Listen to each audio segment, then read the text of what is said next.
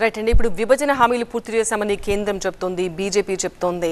So రాజకీయ నాయకులు కూడా మీరు అన్నట్టుగా ఎవరు గట్టిగా ప్రశ్నించట్లేదు. ఈ ఎలక్షన్స్లో కూడా మనం ఎన్నో రకాల హామీలు చూస్తున్నాం, ఎన్నో మేనిఫెస్టోలో రకరకాలు కనిపిస్తున్నాయి. బట్ హామీల గురించి కానీ ప్రత్యేక హోదా గురించి కానీ ఎక్కడా ఒక టాపిక్ కూడా లేదు.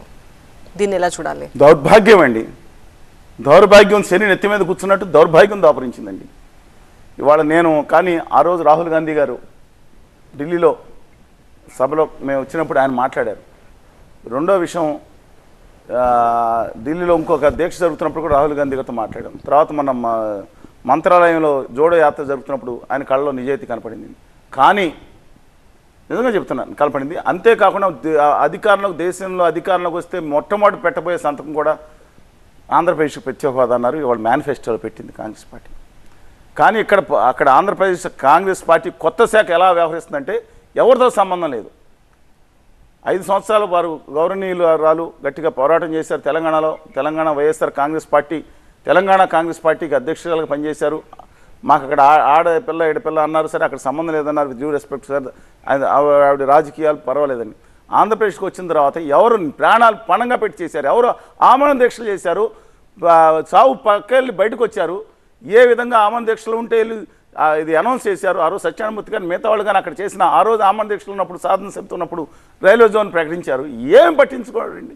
నీతి ఆయోగ్కి వెళ్ళి ఇప్పుడు మొహం చూశారు వీళ్ళు, లేదా ఎవరు చూశారు? ఆంధ్రప్రదేశ్ ఎన్నిసార్లు కలిసి వచ్చావు, ఎన్నిసార్లు కేంద్ర మంత్రులు కలిసాం, ఏమి పట్టింపు లేకుండా కూడా చేస్తూ ఉన్నారు. అందువల్ల నేను అనుకుంటా ఉన్నాను, ఖచ్చితంగా ఒక ఆశ ఉన్నది.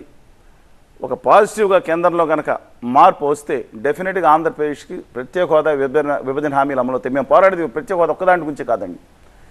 ఇవాళ రాయలసీమ ఉత్తరాంధ్ర ఒక్క రూపాయి రాకపోయినా ఏం మొహం పెట్టుకుని ఇవాళ ఉత్తర భారతీయ జనతా పార్టీ జిందాబాద్ అని మాట్లాడుతున్నారండి. రాయలసీమ ఉత్తరాంధ్ర ఒక్క రూపాయి రాలేదు ప్రత్యేక ప్యాకేజీ కింద.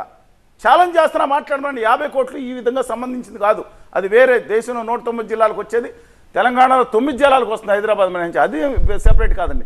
ఒక్క రూపాయి రాకపోయినా దాని గురించి చర్చ జరుగుతుందా ఆంధ్రప్రదేశ్లో? దాని గురించి మేనిఫెస్టోలో పెట్టారా? ఉత్తర భారతీయ జనతా పార్టీ దాని గురించి ఈయన వచ్చారు, గౌరవ ప్రధానమంత్రి గారు వచ్చారు, అమిత్ షా గారు వచ్చారు. ఏ భ్రష్టాచార ప్రభుత్వం, పక్కన జగన్ గారి ప్రభుత్వం తిట్టడం, ఏటీఎం అంటాం. ఇదే వీళ్ళే సేమ్ పేరు మార్చేసి 2019 ఎన్నికల్లో చంద్రబాబు నాయుడు గారు ఏటీఎం అయిపోయింది పోలవరం అని మాట్లాడతాం. ఒకళ్ళ మీద ఒకళ్ళు పేట్లు తీసుకున్నాం, తోలుబొమ్మలు ఆడించినట్టు ఆడుతున్నారు. కానీ ఇవాళ రాయలసీమ ఉత్తరాంధ్ర గురించి ఒక్క మాట కూడా వాళ్ళ మీటింగులో మాట్లాడలేకపోతే ఒక్కడిని నిలదీసినట్టు లేడు. ఎందుకని లేడు? ఎందుకని మీడియా కూడా చెప్తున్నాను, చాలా బాధాకరం ఇది. విశాఖ ఉక్కు, దయచేసి ప్రతి ఒక్కళ్ళు ఆలోచన. విశాఖ ఉక్కు తెలుగు జాతి హక్కు, ఆంధ్రుల హక్కు కాదు. తెలుగు జాతి మొత్తం త్యాగాల రక్త తర్పణంతో సాధించుకున్న ఫ్యాక్టరీ. కరీంనగర్ జిల్లా సాయిరెడ్డి గారు, జగిత్యాల, విశాఖ ఉక్కు ఆంధ్రుల హక్కు అని మొదలుపెట్టారు. గుప్తా గారు, అనేక మంది క్షతగాతులు అయిపోయారు వరంగల్లో, కర్నూలు, అనంతపురం, పాలకొల్లు, నెల్లూరు, లేకపోతే శ్రీకాకుళం, అన్ని చోట్ల ప్రాణాలు తర్పణం చేసి విశాఖ ఉక్కు తీసుకొస్తే ఇవాళ విశాఖ ఉక్కును అక్కడ ఓ పక్కన అమ్మేయటానికి, దారుణంగా అమ్మేయటానికి, అడ్డంగా అమ్మేయటానికి చూస్తున్నారు. ఫ్యాక్టరీని మూతేయటానికి ముందు బ్లాస్ట్ ఫర్నేస్ని మూసేస్తున్నారు. ఆదాని గారు కాజేసిన దాంట్లో కూర్చుని కనీసం పోర్టుకి కోలు ఇవ్వట్లేదు. ఇంత దుర్మార్గం చేస్తున్నారు. తెలంగాణలోనే సింగరేణి గర్భంలో ఉన్న గనులను అమ్మేద్దామని చూస్తున్నారు గుమా వ్యాపారులకి.